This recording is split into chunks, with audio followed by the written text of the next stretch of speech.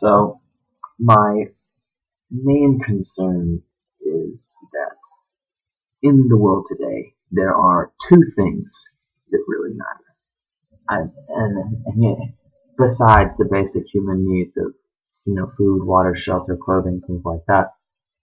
Two main concerns. One, do you believe that the government is your friend? That's the main concern. Number one. Number two, do you not believe the government is your friend? That's the second main concern. And the reason that those are the main concerns is because the government is the overarching matrix that combines everything else in your life. I don't care if it's your social life, your work life, your educational life, it doesn't matter what it is, the government has a hand in all of it. And if you believe that the government is your friend, then you are going to trust the government to have its hands in all those things that are in your life that mean something to you. They mean something to you, and they mean something to all the people in your life. So, that's very important. But the second thing is, if you do not believe that the government is your friend, then how do you escape? How do you prevent the government from having so much say in what happens in your life, so much say in what you're going to be doing with your life? How do you escape that? How do you prevent that? And the more you study that, the more you look into that. If that's the only thing that you considered, is that how much does the government do? How much say do they have in what I do in my everyday life? What exactly is it that I need from the government? And when you really think about it, you go back to the times before now, long before now, as it stands, the government was needed for very little. It built roads, and it had a postal service and a navy. That was the government. That's what That's what it was supposed to be. And they would provide very limited services. And because people back in the day, when America was founded, people were unbelievably self-sufficient. They were real Americans. They did everything themselves. They provided everything for themselves. And they depended on no one. No one. Because they were Americans. They were self-sufficient. They were strong. They were independent. Now you compare that life with the life of today. How many people are strong, independent, self-sufficient, without any need of the government? So you ask that question. And that's up to you to decide. I'd say, in my opinion, very limited, not many at all. Not because they don't want to be, or not because they can't be, but because they're forced into a situation in which they can't be. 40 plus million people on food stamps in the middle class. What?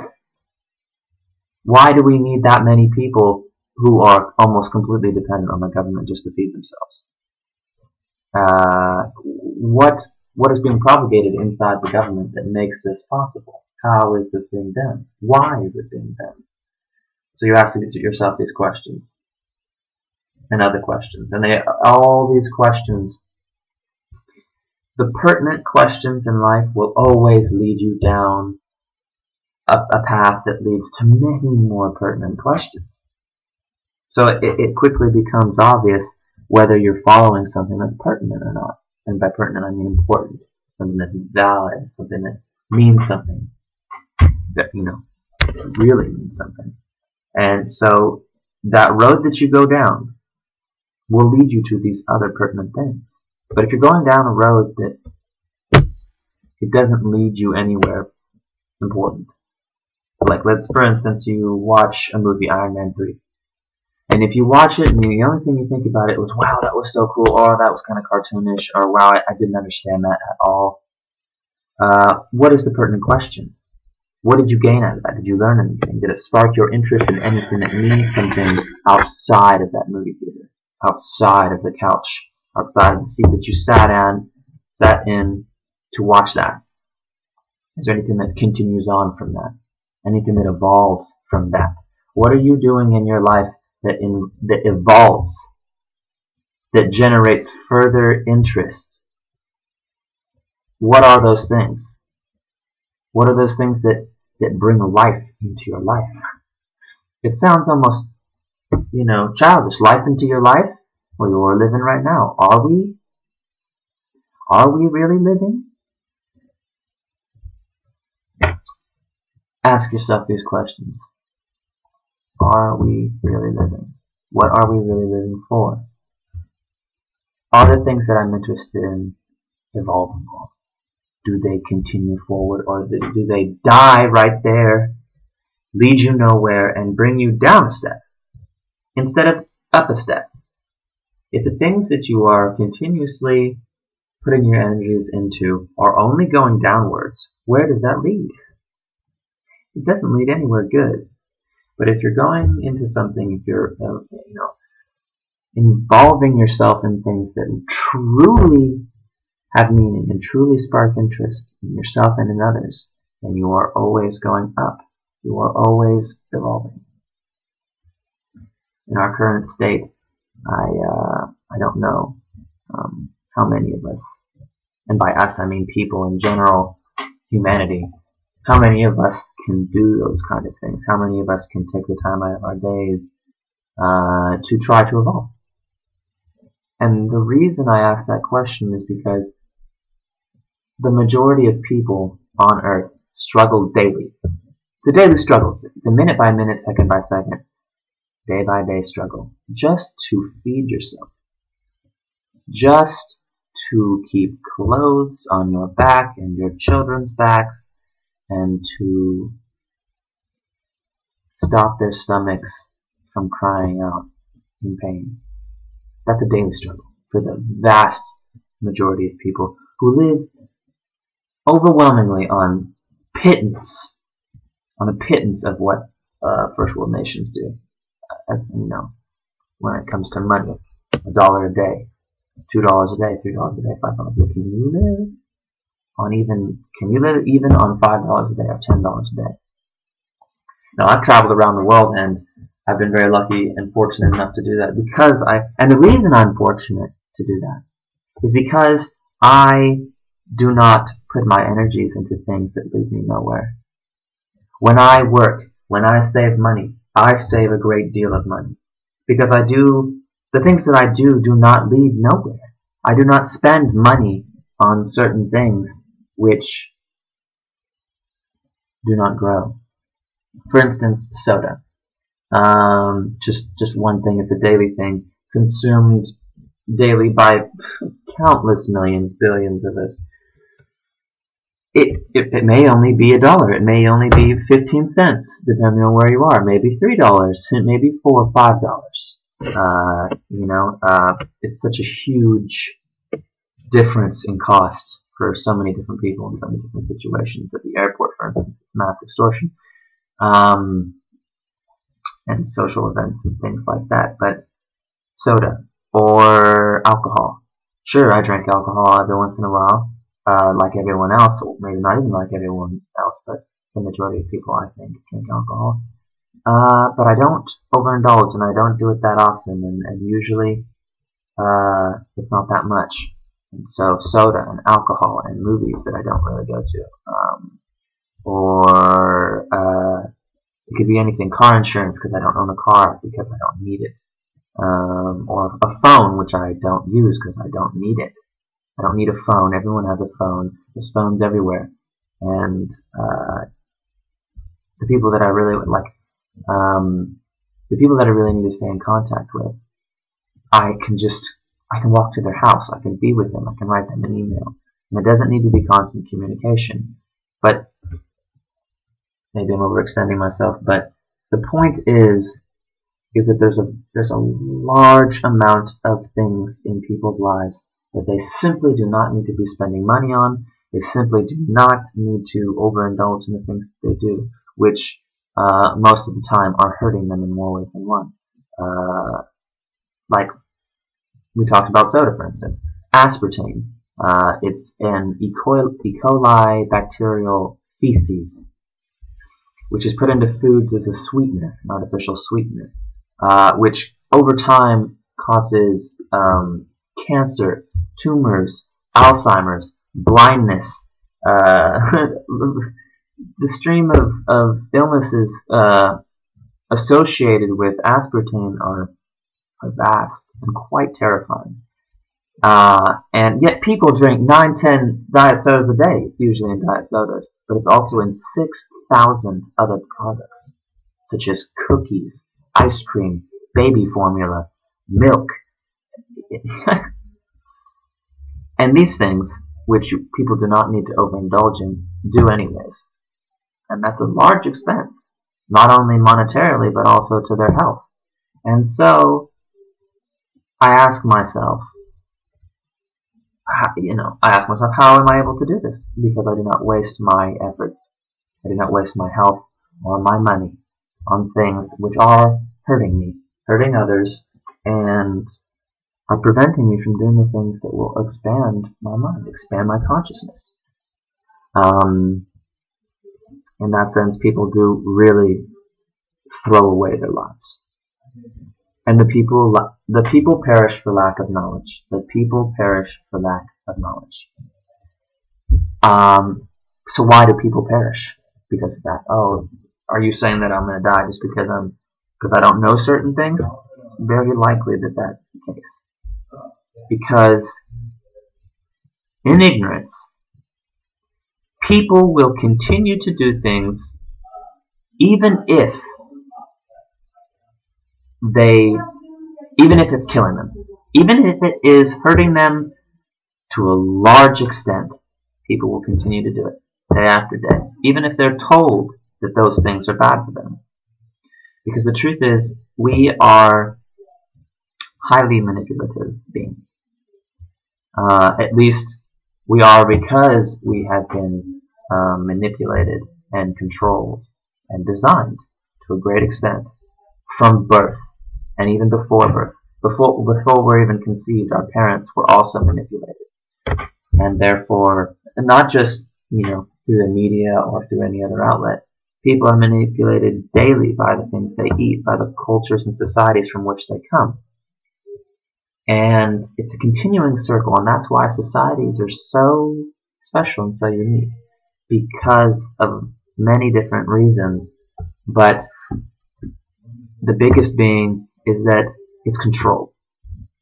Out of all the societies that have ever existed, only a handful of them were pseudo-free. And it usually only came because of great catastrophes that happened within that society, and people were just sick. They were sick of it. They made laws that would execute anybody that tried to take power in that certain way, because they had been oppressed for so long and they defeated that tyranny. But in the end, people have short memories. And after a generation or two, people forget. And things change. And in that regard, it becomes very easy to manipulate societies, because it is always the super rich who have the most influence. And even if you exterminate all those people, most of them anyways, like the French Revolution, they'll simply move away, change their name, change who they are, move to another town, and start again. It's a virus. If you look at humanity like a petri dish full of viruses, and each country is a different color of a virus, or each idea is a different color of a virus, they will all be growing and expanding and exterminating each other, combining, and then turning into different things. And you can just see it. It's a petri dish. It's different bacteria, different ideas, acting on their own behalf, trying to survive, trying to become the dominant force. It's like artificial intelligence, the beginnings of it. It's like you have the neural pathways, and they're all stimulating themselves in random bits to see which one works best, which one has the highest rate of effectiveness. And eventually you come to a system where the different synapses, or the different organisms, the different components of the computers are speaking to each other, and they're analyzing which one of their actions are getting the best results. And then they teach that to the other ones, and then the other ones teach it to the other ones, and then they all combine, and then another one figures out another one because they're constantly trying to improve the system. And the elite are the same way.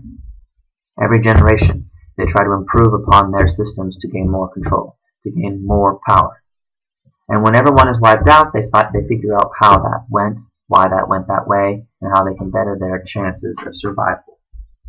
Each idea is an organism, and every organism's main objective is to survive and to thrive, to procreate, regardless of the good intentions or bad intentions, or no intentions of all of that at all of that organism. The basic premises of any living thing is the same: to survive and to procreate. But that isn't putting aside the fact that there could be organisms that do not have that genetic tendency, if they even have genes, the programming, let's say. Perhaps there is life out there that is has no intentions of furthering itself. It is an immortal organism. It doesn't need to procreate. But I'm going on a tangent now, and this possibility, which I often do. But that's a good point, because the ability and the focus of any individual to just expand your consciousness and constantly evolve your thinking and have no boundaries to your thinking. No boundaries. When you think in those terms, besides the boundaries that you need to survive, gravity, food, water, the things that are required for you to function in reality, besides those things, which you can also break those down at certain times, it is the best thing possible for you to have no boundaries in your mind, to believe that anything is possible, to hear anyone's argument, no matter how insane, or no matter how much sense it makes, or doesn't make, doesn't matter, to be able to see all sides, and to take everything you know and everything that you've seen and expand, and then reduce, depending on which ones to you make the most sense, to you, the ones that are the realist, and the ones that you can see as truth. But a good friend of mine told me yesterday when we had a meeting together, he said, my favorite bumper sticker is the one that says, don't believe everything you think. And how beautiful is that saying? Don't believe everything you think. Because what you think may or may not be true. And it may or may not be leading you down a road which leads nowhere. Which, as I said before, does not evolve your consciousness. It does not evolve your being. It does not evolve your sense of self, your sense of community. And that can be tied so easily into your sense of worth, your sense of connection, your sense of connection to your family, to your community, to your friends, to the race at large. And so, all the things that I've spoken about today, and all the things that I will be continuing to speak about in the future, follow along the same trend of the government. Is the government your friend, or is the government not your friend? Is the government your enemy? And for some, that may be a very strong set of words. Enemy. The government is our friend, of course. And then you're coming from that perspective. And in my perspective, the government is most definitely, absolutely not my friend. And nor is it your friend. And we will be talking, we will be discussing why I believe that and what has brought me to these conclusions as we go. But I invite you all, and I implore for each of you to decide for yourselves. Not just now, not just here, but everywhere, at all times. Be vigilant, be focused, and make your own decisions. Come to your own decisions, come to your own outcomes. But first, see both sides. Don't shut yourself out. Don't shut yourself out from from the possibility, because the possibility is what will set you free. The truth may set you free, but before that can ever happen, you must be able to see the possibility. This has been an InfoWarrior presentation. I'm just saying, and I'll see you.